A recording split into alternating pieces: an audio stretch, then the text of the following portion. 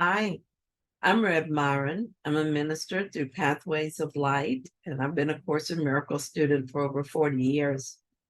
I'm going through the text again this year. I'm reading it a paragraph or two at a time, asking Jesus to clarify for me. And then I write from that clarity. And that's what I'm sharing with you today. So let's get started. We're looking at chapter 5 in the beginning, right at the beginning, a new chapter, introduction. And it says that, beginning with paragraph 1, to heal is to make happy. I've told you to think how many opportunities you have had to gladden yourself and how many you have refused. This is the same as telling you that you have refused to heal yourself. The light that belongs to you is the light of joy. Radiance is not associated with sorrow.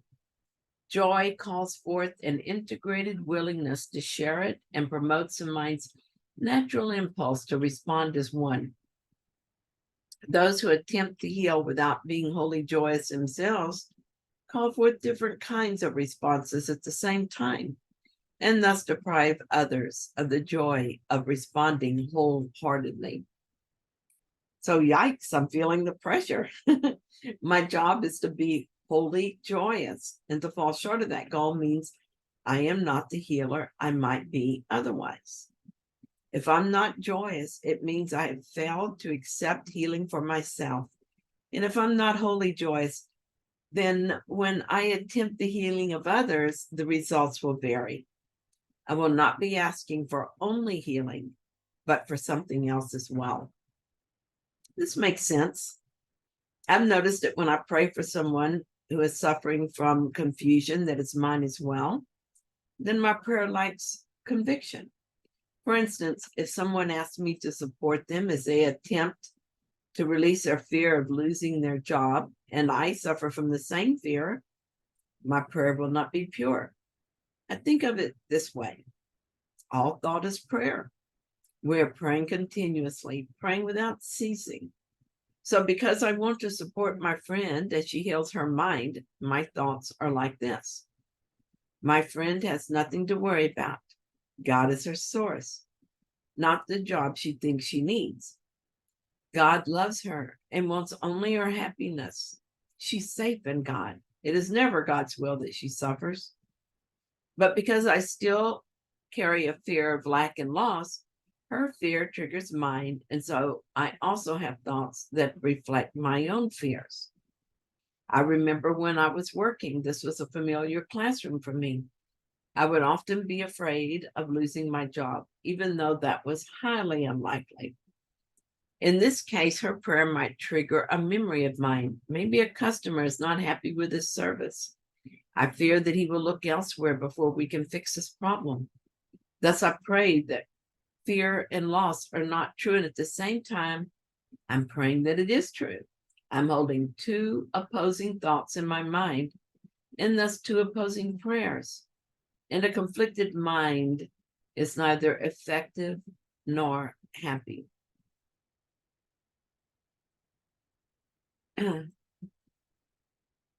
This is why when I pray for someone, it usually takes the form of asking that my mind be healed of the untrue belief my friend is holding. In this way, I will be praying the most effective prayer I can at this time. I can also attest that the more my mind is healed, the happier I am. I become less happy as I allow the ego mind to run me. I'm focused right now on healing my relationships. I understand that the way home is through my brother, and that any grievance between me and my brother also stands between me and heaven. Because I know this is true, I want all relationships in my life to be healed. So this is what's coming up for me. I see all the places where they are not healed. Seeing the issues can be very uncomfortable, and this discomfort is not joyous.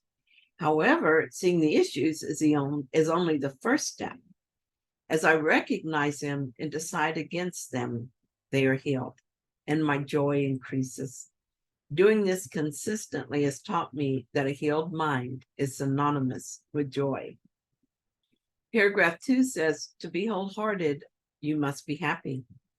If fear and love cannot coexist, and if it is impossible to be wholly fearful and remain alive, the only possible whole state is that of love. There's no difference between love and joy. Therefore, the only possible whole state is the wholly joyous. To heal or to make joyous is therefore the same as to integrate and to make one. That is why it makes no difference to what part or by what part of the sonship the healing is offered. Every part benefits and benefits equally. Oh boy, I love this. First, lack of joy is a marker, a red flag, if you will. It's a way I can tell if there's mind healing work to be done. My goal always is to return my mind to wholeness, and joy is the only completely whole state. Thus, lack of joy is a good indicator of fear, and fear and love cannot coexist. In the same way, joy is the indicator that I've been doing my healing work. That is, I have chosen love over fear.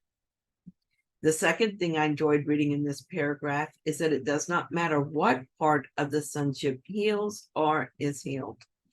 It is for all, and everyone benefits. I knew that, but I like seeing it here, reminding me and reassuring me. I'm so very grateful every time I hear one of my brothers doing their own work, because I know that means I'm being lifted up right along with them. It also means that if I see someone else acting out of their ego, I can heal that belief in my mind, and it's done for both of us. Or as Jesus says, I can accept the atonement on behalf of my brother. In this way, I am completely responsible for everything. If it's in my awareness, it is there for me to heal. For instance, if my friend becomes angry when she sees a homeless person asking for money, maybe my ego wants to judge her for her lack of compassion. However, the other choice is to recognize the lack of compassion in my own mind and to ask that my mind be healed. There, it's done. As it turns out, I don't need to scold my friend. I just need to accept the atonement for myself for this to be healed. I continue to accept total responsibility and to heal whatever is in my awareness without regard to ownership. And so I begin to fully integrate the fact there is no separation. We are indeed all one, and all healing benefits all equally. And so paragraph 3 in the introduction. You're being blessed by every beneficent thought of any of your brothers anywhere. You should want to bless them in return out of gratitude. You need not know them individually, or they you. The light is so strong that it radiates throughout the sonship and returns thanks to the Father for radiating his joy upon it. Only God's holy children are worthy channels of his beautiful joy, because only they are beautiful enough to hold it by sharing it. It is impossible for a child of God to love his neighbor except as himself. That is why the healer's prayer is, let me know this brother as I know myself. So let me say that again.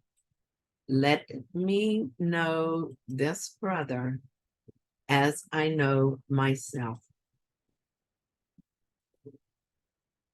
Every thought we have and that we believe is doing one of two things. It's adding to the ego, or it's undoing the ego. Those thoughts I think with God are undoing the ego. Since there is only one ego, it is undone in us all. I am so grateful to everyone for doing their part, and we're all doing our part, whether it looks like it or not, whether we know it or not. Even in my BC days, that is before the course, I did my part. I was learning what it is that I don't want. I was showing others what they didn't want. And I was setting up the lessons that would bring me to this very place in my spiritual life. It looked like I was screwing everything up, that was just how I perceived it. I'm sure that from someone else's story, it seemed I was sometimes a bad guy, but every part I've played has been essential to my development and theirs. Now that the light is growing in me, I am helpful in different ways. That light shines throughout the sonship. To be a real pain in someone's side, I had to be in their life, but to influence the sonship, I only had to believe my thoughts.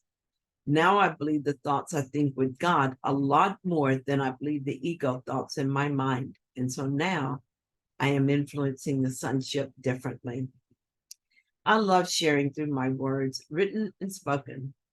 When they are inspired, it allows the flow of God through me to you. And this flow continues until I impede it with my untrue thoughts.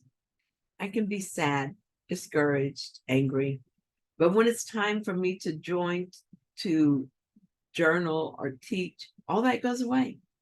I feel energized and positive. When I feel the love flowing through me, nothing is better. But I never wrote or said, if I never wrote or said another word, the work of undoing the ego and the sonship would go on. Because when my mind is healed, so is yours, and vice versa. So thank you. My most consistent prayer these days is to see the Christ in my brother, no matter the circumstances. The only way to know and love God is to know and love my brothers, all of them, not just the ones who reflect my good self, but the ones who reflect my confusion as well. If I don't know and love and appreciate all of God's creation, I cannot know and love the Creator. Thank you so much for joining me in this reading. I hope that you found it helpful. If you did, then please like it. And if you haven't yet, please subscribe. And I will be back here tomorrow with another reading. See you then.